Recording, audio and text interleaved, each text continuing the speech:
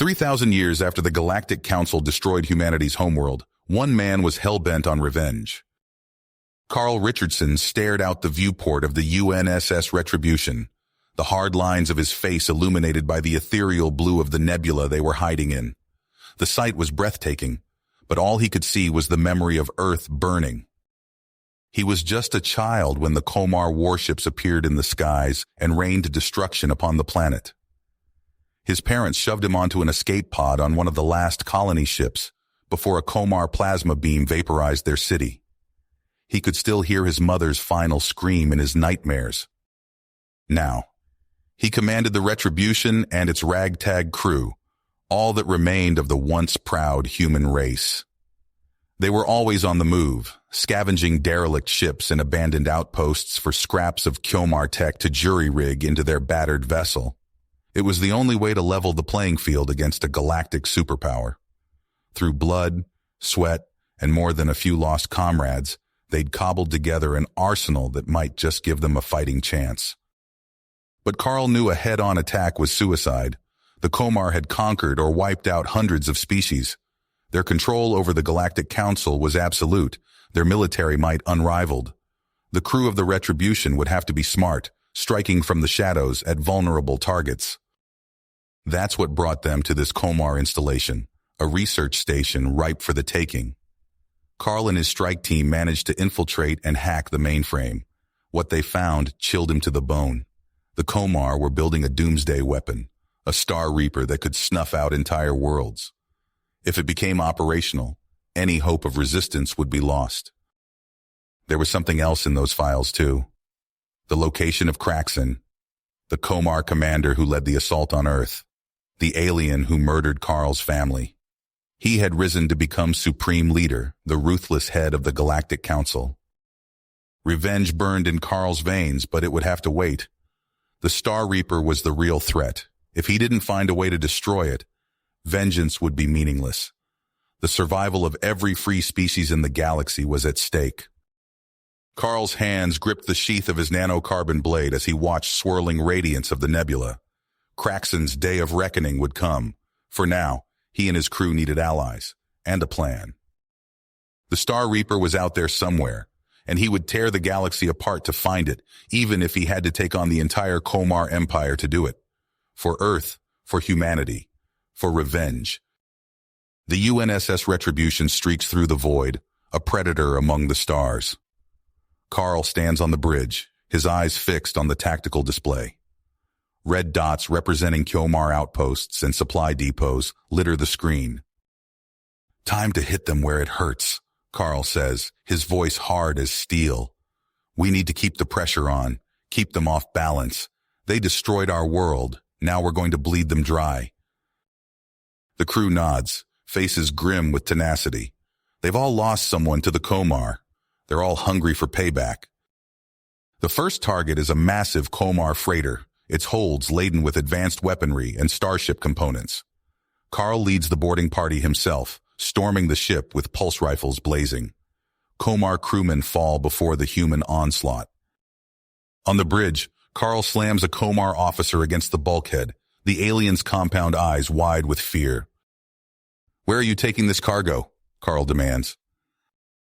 The Komar sputters a response in its clicking language. Carl's auto-translator spits out the answer. "A shipyard, building new warships for the Komar fleet."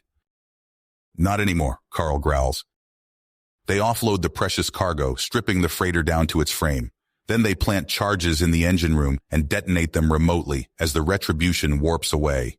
The gutted husk of the freighter tumbles through space, a warning to the Komar. Next on the hit list is a remote research station. Intel suggests it's linked to the Star Reaper project.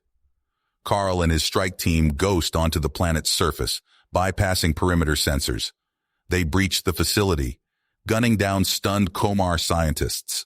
In the central data vault, they jack into the mainframe, siphoning terabytes of classified data. Alarms blare. A Komar assault squad charges into the room, plasma rifles crackling. Carl and his men flip over tables for cover, returning fire. Searing bolts of energy crisscross the chamber.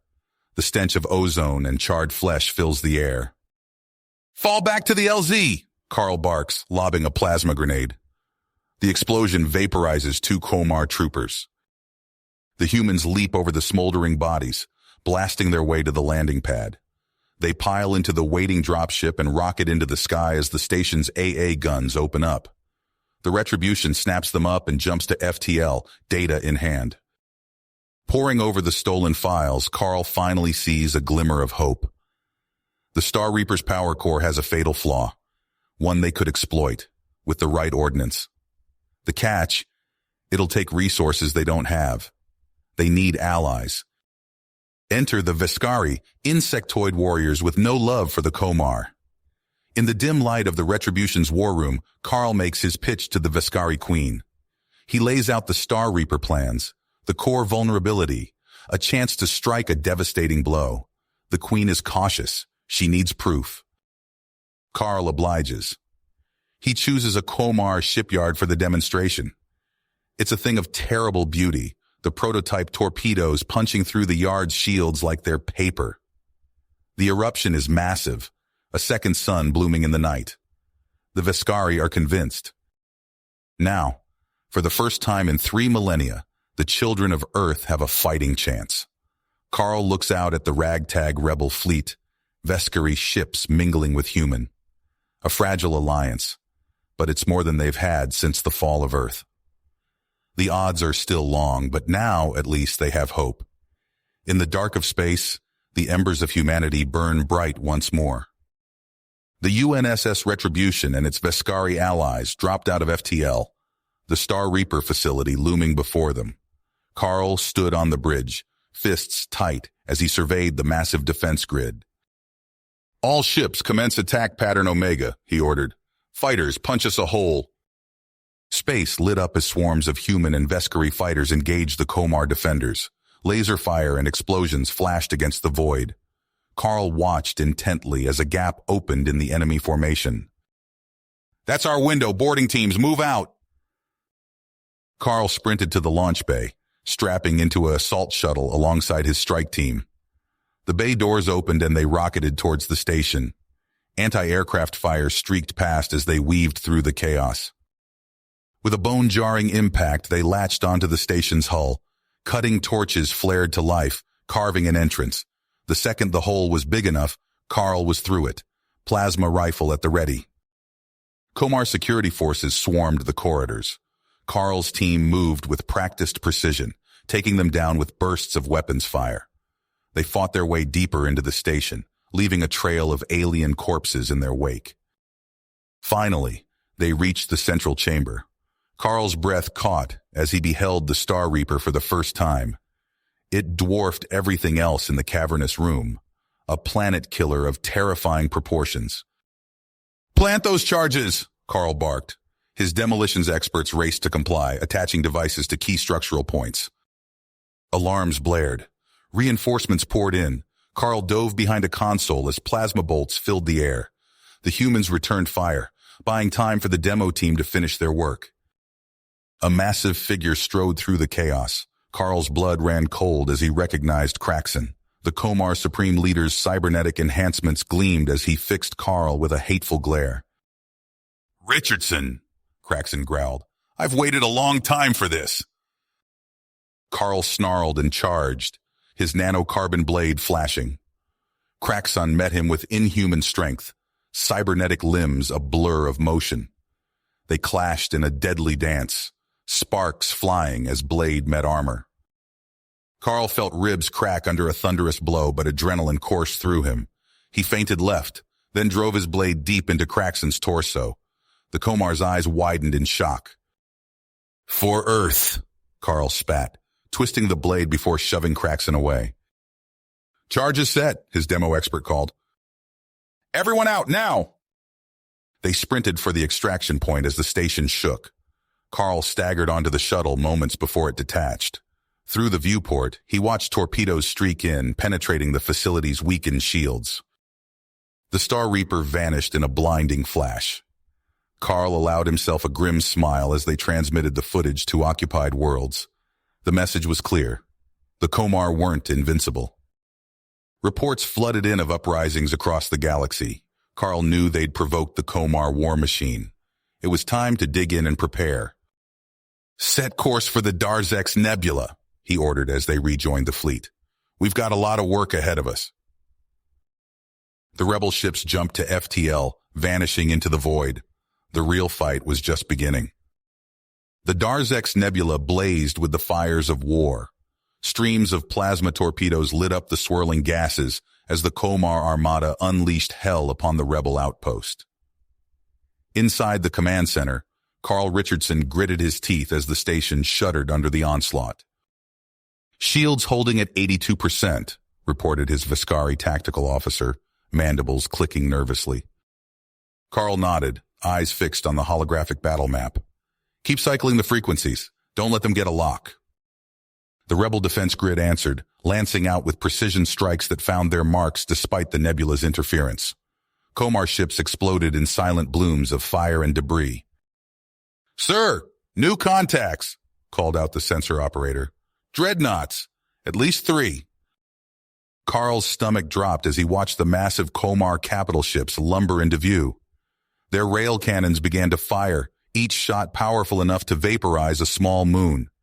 One by one, the rebels' defensive emplacements winked out under the barrage.